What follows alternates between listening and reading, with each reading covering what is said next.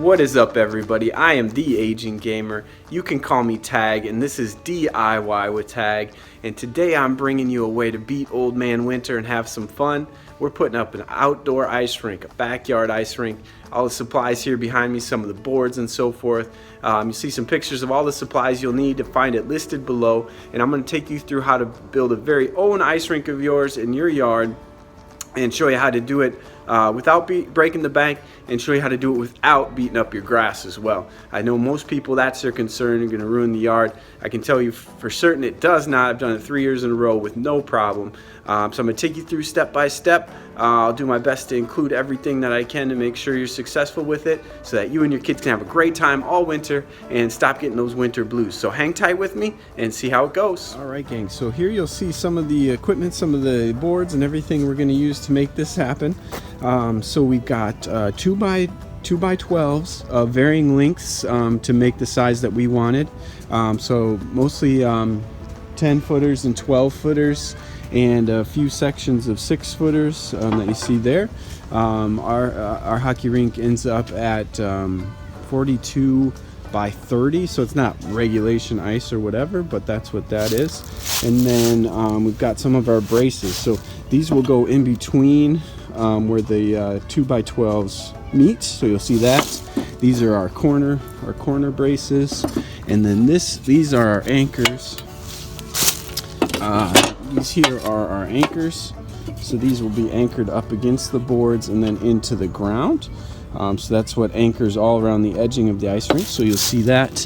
And then we run the rebar spikes through there to keep everything anchored down. So that's a look at the equipment that we're using, things that we need to make this happen. So now open and now.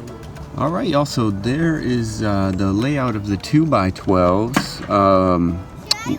We got these all set up in the area that we want. So first thing you want to do is lay out your 2 by 12s, figure out your general area, try to find the flattest spot you can, and then just map it out. So we got them laid out. They'll all be standing eventually, like the corner pieces there, and it'll be 2 rows. So when we're all done, there'll be 2 rows of the 2 by 12s all the way around for the boards.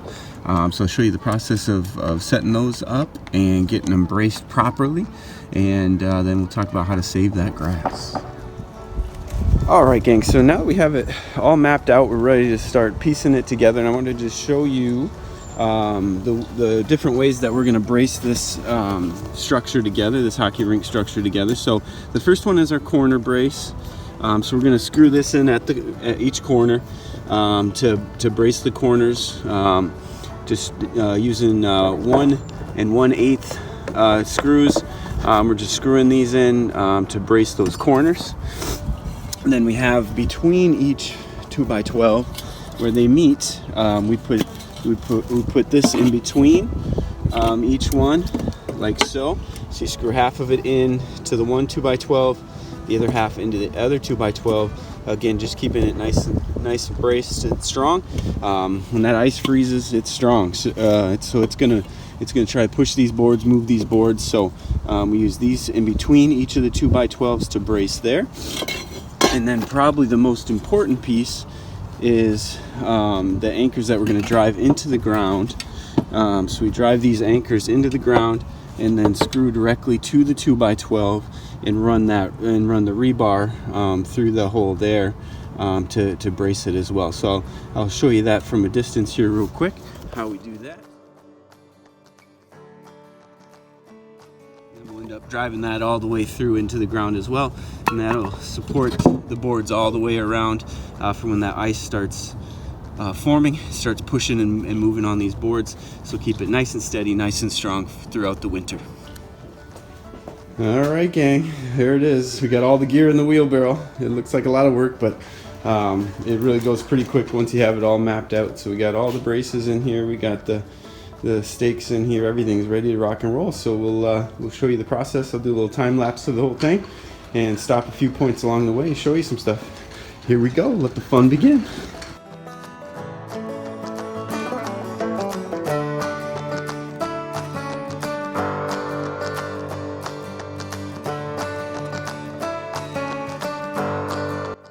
gang, So what we just did, we got the whole first level done, as you can see behind me here.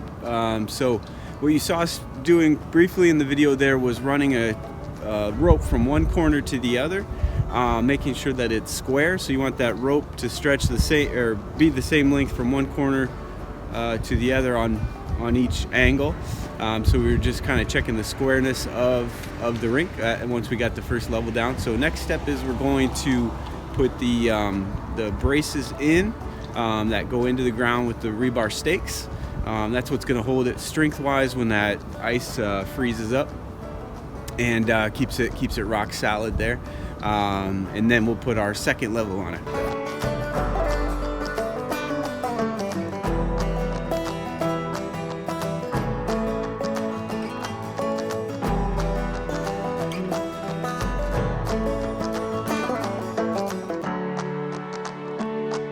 Gang, we did it. There it is. We got all the walls up, all the supports up. We are rocking and rolling. So in 2 hours it took us to set that up, 9 to 11:30, so 2.5 hours.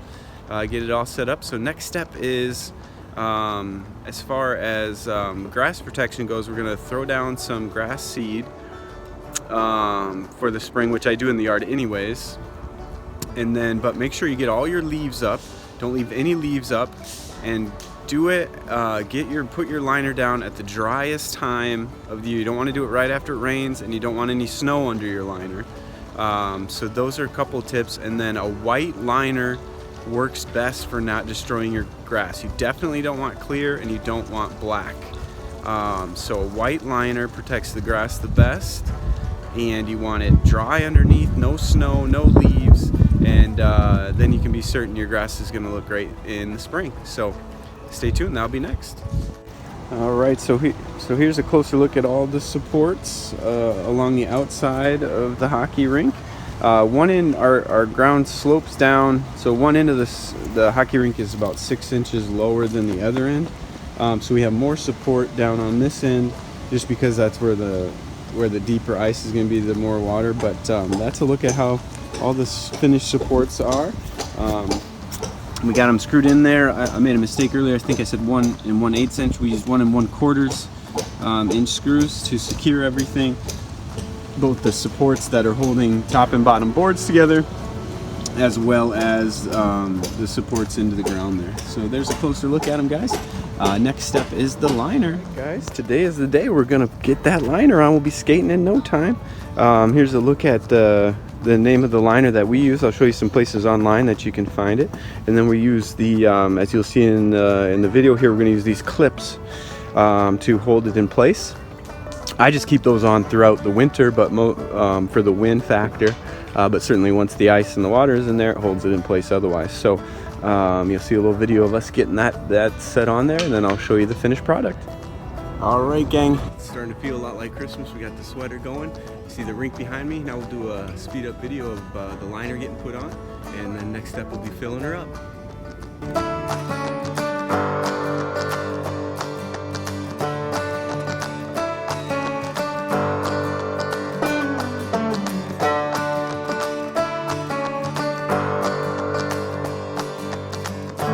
So we got the liner in place.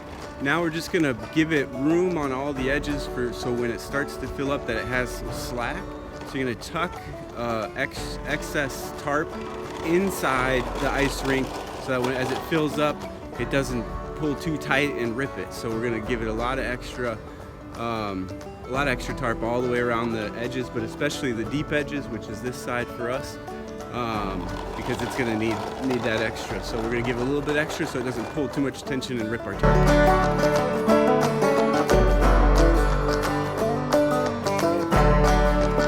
So with the excess is in, it's ready for filling. What we're going to do is throw these clamps on for now, keep the wind from getting under it, other things like that. I also pin up the edges there just for aesthetic reasons. And then once we start to fill it, we'll take the clips off so that again it has some slack or some give as the water fills it up. But these will keep it still for now until we're ready to fill it, because it won't be for another week or two until it gets cold enough here. So we'll tie it down with these, and then fill it up. Once it's filled up, we'll put these back on, just to keep the excess down. I'll also trim a lot of the excess off, but these just keep it nice and snug on there throughout the winter. So there you have it. All right, gang. So here it is. We got some snow overnight, but we're starting the filling process. Hosing it out, just filling it up like you would a pool in your backyard. So the snow and rain did some of the work for us. There's already a fair amount in there. Now we just let the hose run. As you can see, got lots of slack around the edges here for it to pull and fill and do its thing as the water evens out throughout the whole thing. But we'll leave her running for better part of a day. And we want to get 3 inches of ice along all the sides.